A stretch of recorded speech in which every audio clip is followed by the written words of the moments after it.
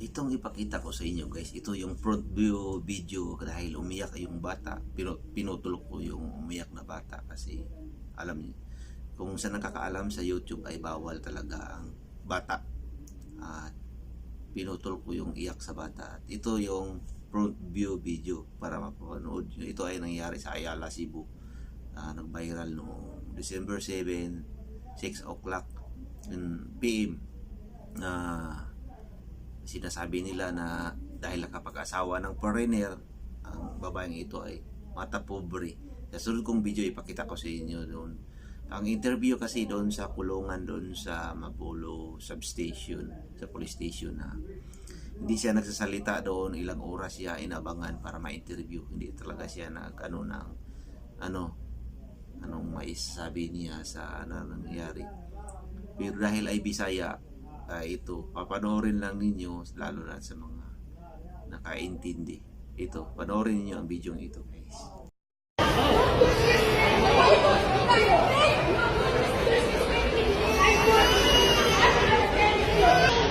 Kuya, nagdugo na niya, yung mata. Yung dugo.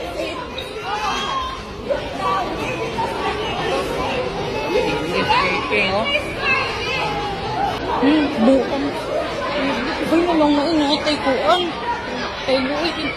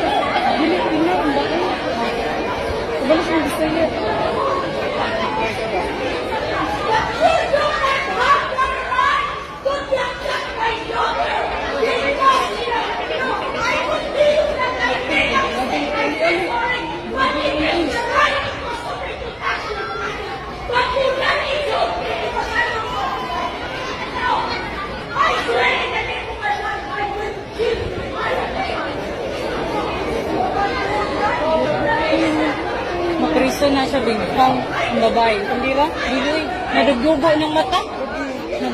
Iyang giyabaan. Huwag ka nang kuhan. Gilabay ka dyan yan. Nasdugo na ba? Ambot ni kalit raman na siya upuan. Maugan, iluwi kayo tindera. Iyang gilabay ng dito.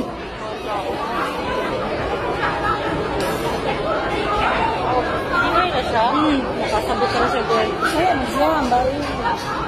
Ayan, ang sawa nga, Fabillar. Oo, kay man siya doon, at dak-dak ni. Ang sa din na.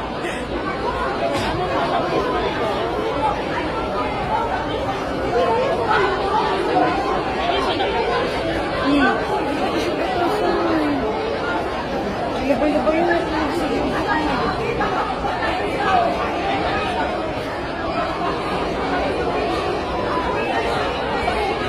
Bing, dali na, Bing.